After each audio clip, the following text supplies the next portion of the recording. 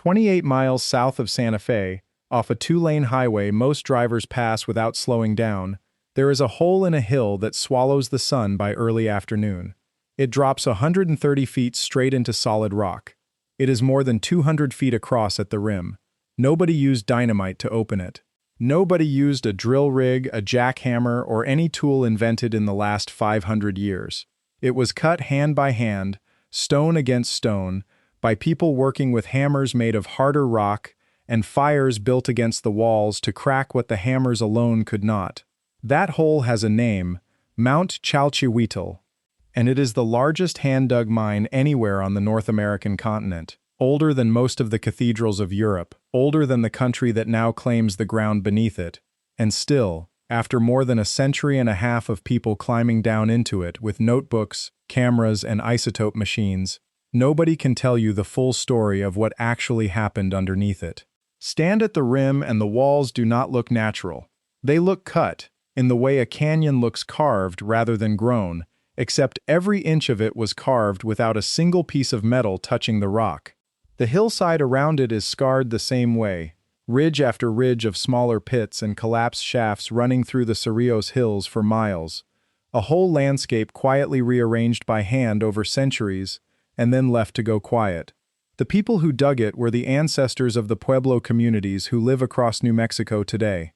The Zuni are among them, and Zuni traditional history identifies these hills as one of the old places, a source their people were already drawing turquoise from, long before anyone outside their community was writing dates down. They were not gathering loose stones off the surface. Loose stones ran out early, within the first years of work at any site like this. What is left in the ground at Chalchihuitl is proof of something closer to an industrial operation. An entire hillside quarried away, its whole north face removed rock by rock across a footprint of roughly 20 acres, over an estimated 700 years of continuous labor. Stone hammers, some the size of a fist and some the size of a bowling ball, have been recovered exactly where the miners who used them set them down centuries ago and never came back for. The tool marks in the walls still show the method. Build a fire against the rock face. Let it heat until the stone is close to fracturing. Pour water on it fast. The thermal shock splits solid rock along its natural stress lines almost as cleanly as a modern cutting tool, and it only works if the person doing it already knows exactly how long to let the fire burn and exactly how much water to use. That kind of knowledge is not guessed at once. It is inherited, corrected, and refined across generations until it becomes closer to instinct than technique. Chalchihuitl was not the only wound cut into this landscape. A few miles north, a second deposit called Turquoise Hill holds its own cluster of ancient pits, later renamed the Tiffany and Castilian Mines, once American prospectors moved in during the 1870s. Pottery fragments left behind at both sites put the earliest heavy use somewhere around the 10th century, with a second, even more intensive wave of digging between roughly 1375 and 1500, centuries after Chaco Canyon had already been abandoned. Whoever kept coming back to this hillside did so across an unbroken span of use that outlasted the civilization most people associate it with. When the Tiffany Company leased the ground in the 1890s, hoping the old workings meant an untapped seam still waiting underground, they pulled out roughly $2 million in turquoise between 1892 and 1899, Gilded Age money, extracted from a hillside that had already been worked hard enough that ancient miners had reportedly picked most of the easy veins clean centuries earlier. The company found gold and silver promoters had promised investors were not there. The turquoise, somehow, still was. If you're enjoying this story so far, don't forget to hit the like button and subscribe. Drop a comment telling me where in the world you're watching from. I love hearing from you. By the time American surveyors reached the Cerrillos Hills in the 1850s, the pit at Chalchihuitl was already a curiosity old enough that nobody living could say who had dug it or exactly when. William Blake, the first trained geologist to formally describe it, measured the main pit at roughly 200 feet across and 200 feet down, carved entirely from bedrock, with no explanation on record for how a people without metal tools had managed excavation on that scale. 40 years later, archaeologist George Pepper spent 2 field seasons tearing into Pueblo Bonito, the great house at the center of Chaco Canyon, 125 miles to the northwest, and pulled more than 50,000 pieces of turquoise out of the ruins. Beads, pendants, inlay work pressed into wood and shell and bone, entire ceremonial caches buried beneath kiva floors, undisturbed since the day they were placed there. For most of a century afterward, the assumption among archaeologists was simple, and on its face reasonable. Chalchihuitl was the closest major turquoise source to Chaco Canyon. Chaco was overflowing with turquoise. Therefore, Chalchihuitl was where nearly all of it had come from. Nobody had actually tested that assumption with any precision. Not until the tools existed to look at the mineral itself and ask it, chemically, where it had been born. The claim to this hillside never disappeared, even after the deep pit mining stopped. Zuni traditional history holds it as an old and ancestral source. So do the oral histories of Santo Domingo, Cochiti, San Felipe, Santa Ana, and San Ildefonso, several of whom have documented historic ties to the site, stretching well past the arrival of the Spanish and into the recorded American period, when small groups were still traveling out to Chalchihuitl and Turquoise Hill to gather from the tailings of a mine their ancestors had already worked for the better part of a millennium.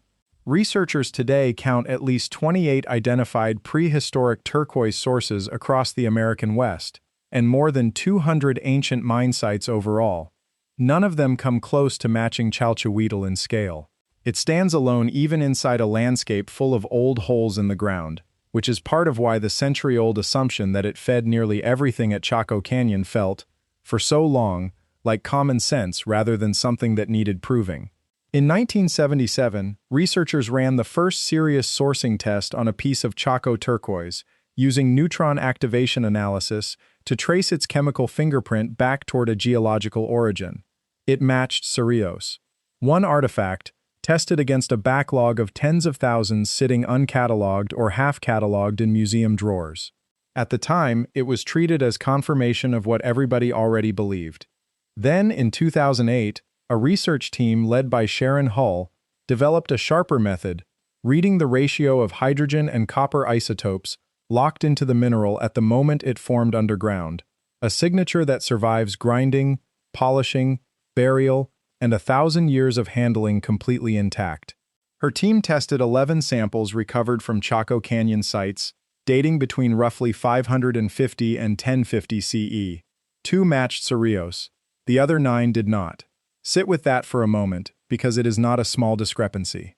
For close to 100 years, the entire scholarly picture of Chaco's turquoise economy rested on the assumption that this one hillside was feeding the largest ceremonial center in the ancient Southwest almost single-handedly. The isotope data said otherwise. It said the turquoise moving through Chaco Canyon was arriving through a network stretched across Nevada, Colorado, California, and beyond, hundreds of miles out in some directions, with finished beads and pendants flowing back out along the same routes in return. The picture archaeologists had built across a century was not wrong about the scale of the trade. It was wrong about where nearly all of the raw material was actually coming from, which leaves the question nobody sits comfortably with for very long. If Chalchihuitl was not supplying most of the 50,000 pieces recovered from Pueblo Bonito alone, and the mine was still being worked continuously for roughly 700 years by a labor force large enough to strip an entire hillside down to a 200-foot crater, where did all of that extracted stone actually go? Thousands of tons of rock were removed to get at it. The turquoise recovered and cataloged from sites chemically linked back to Cerrillos, added together across every known collection in the Southwest, does not come close to accounting for a mine worked at that scale for that long. It is not a rounding error in the record.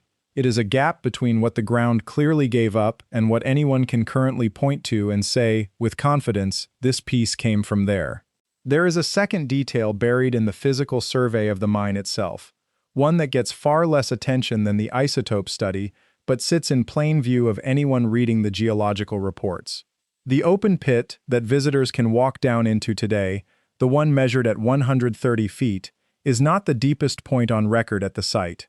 Federal Mineral Survey data lists a known shaft reaching 200 feet, cut narrower and driven further into the rock than the open quarry sitting above it, one of several drifts that miners cut off the main pit once the easy veins near the surface were exhausted, and the turquoise had to be chased deeper into the mountain, twisting and doubling back to follow the mineral rather than cutting anything resembling a straight line. Those narrower shafts and drifts have never been comprehensively mapped from entrance to end.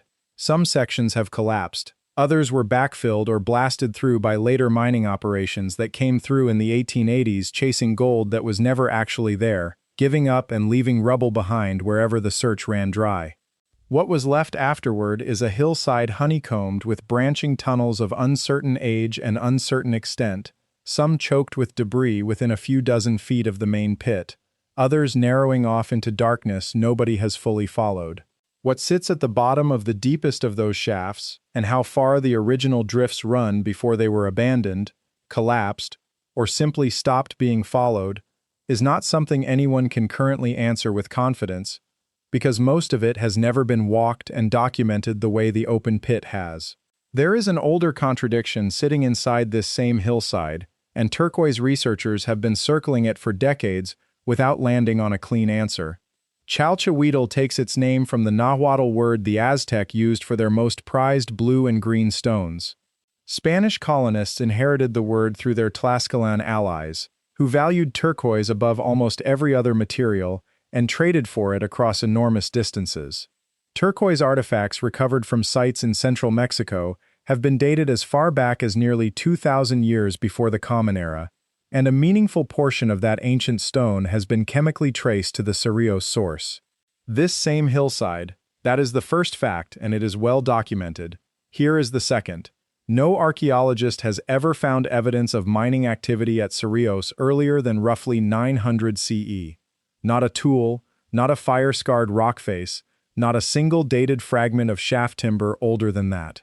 Both of those facts are published. Both are treated by different corners of the same field as solid ground, and in the shape they currently stand, they cannot both be true, because turquoise cannot be mined and exported out of a hillside more than 1,000 years before anyone has begun digging into it. One possibility is that the isotope math is quietly misattributing some of that ancient Mexican stone to the wrong source, though researchers who have reviewed the sourcing data do not currently think that is the likely explanation. The other possibility is harder to sit with. There may be an earlier phase of extraction at Cerrillos, an older one, working shallow surface material, or the first loose outcrops, rather than the deep pit mining everyone has actually found and radiocarbon dated. A phase that either eroded away over the centuries, got quarried straight through by 700 years of later miners chasing the exact same veins, or is still sitting somewhere on that hillside, unexcavated, because nobody digs beneath ground they already believe they understand. That is the gap this entire site has been resting inside for over a century of study. Not a gap in the fantastical sense. A gap in the paperwork, in the dated evidence, in a layer of the hill that would need to be opened up in order to be explained, and currently is not. If you're hooked on this story, make sure to subscribe and turn on notifications so you never miss an upload. Your support means everything and helps me bring you more emotional stories like this one. There is a reason that gap is unlikely to close anytime soon. Mount Chalchihuitl is private property today, sealed behind locked gates, its surrounding hills folded into a state park where mineral collecting of any kind is explicitly banned. The claims scattered across the district have to be filed and renewed every year by their owners, and the land sits inside what is formally recognized as a closed mining district. Guided tours exist. For a fee, walking visitors down into the open pit that has already been measured, photographed, and written about for a century and a half. Nobody is currently running fresh excavation into the deeper shafts, the collapsed drifts, or whatever older surface workings might still be sitting under centuries of rockfall and tailings left behind by prospectors who came through in the 1880s, hunting for gold and lead instead of turquoise, and found neither. Whatever remains unresolved about how deep the mine actually goes, how old its earliest phase of use really was, and where the missing weight of 1,000 years of extracted stone actually ended up, is going to keep sitting exactly where it currently is. Underground, undisturbed. Behind a fence maintained by private owners who have no obligation to let anyone back in to look. It is worth being precise about which parts of this are proven and which parts are still open, because the two get blurred easily, and this site deserves better than that. The pit itself is not in dispute. Its scale is not exaggerated by anyone who has studied it. 700 years of continuous hand labor, using only stone tools and fire, removing an entire hillside down to bedrock across 20 acres, stands as one of the largest sustained mining operations undertaken anywhere in the ancient world without metal tools of any kind. The Chaco Canyon connection is real too, though it turns out to be smaller and stranger than the century of assumption that came before the isotope work. 2 out of 11 tested Chaco samples trace back to this hill. The rest came from somewhere else entirely. Threads in a trade network that stretched across half the American West and moved finished goods back in the opposite direction for centuries, out to communities as far as Mexico and, by some accounts, into what is now Canada. The chronological gap between the earliest dated mining at Cerrillos and the far older Mexican artifacts chemically linked to this exact source is also real, published, and currently unexplained by anyone who has looked closely at it. And the physical limits of what has actually been explored inside the mine itself, the deeper shaft, the collapsed drifts, the tunnels that twist away from the open pit and have never been walked to their end, are sitting in survey reports next to plain admissions that nobody currently knows where they stop. None of that requires inventing a single thing. It is sitting in published geological survey data, in peer-reviewed isotope studies, in field reports filed by researchers who spent years gathering it, and are, in some cases, still arguing over what it means. What it adds up to is a working turquoise mine, one of the oldest and largest ever dug on this continent, that the historical record can prove was worked longer, moved more material, and possibly existed further back in time than anyone can currently trace to a confirmed destination. Thousands of tons of rock came out of that hillside by hand. Only a fraction of the turquoise that should account for it has ever actually been found and catalogued. A shaft goes down further than the open pit every guidebook photographs. And somewhere underneath a piece of privately owned New Mexico ranch land, behind a locked gate nobody currently has permission to open for research, there may be an older mine still sitting inside the one everybody already knows about, holding 1,000 missing years that nobody has been allowed back in to look for. Every serious mystery site eventually runs into the same wall, and Chalchihuitl is no exception. The people best positioned to know what still lies underneath that hillside are the descendants of the people who dug it, and their position, expressed consistently for generations, has been one of restraint rather than excavation. The Cerrillos Hills are not being handed over for new digging on the strength of an isotope anomaly or a chronological gap in somebody's paper. That is not neglect, and it is not suppression in any dramatic sense. It is simply a choice, made by the people whose history this actually is, about what gets opened and what stays closed, and it means the deeper answer, if one exists, is likely to stay exactly where it has been for the last 1,000 years. The hole in that hillside outside Santa Fe still catches the light the way it has for centuries, deep enough that by early afternoon, the bottom of it disappears into shadow long before the rim does. People still climb down into the measured part, the part with a number attached to it, the part every survey and every guidebook agrees on. What is underneath that number, how much further it actually goes, and how many more centuries it might quietly account for, is still down there in the dark, waiting on a hillside that nobody currently has permission to dig. Thank you so much for watching until the end. If you loved this story, check out the other videos on your screen now. I think you'll really enjoy them. And don't forget to subscribe if you haven't already. See you in the next story.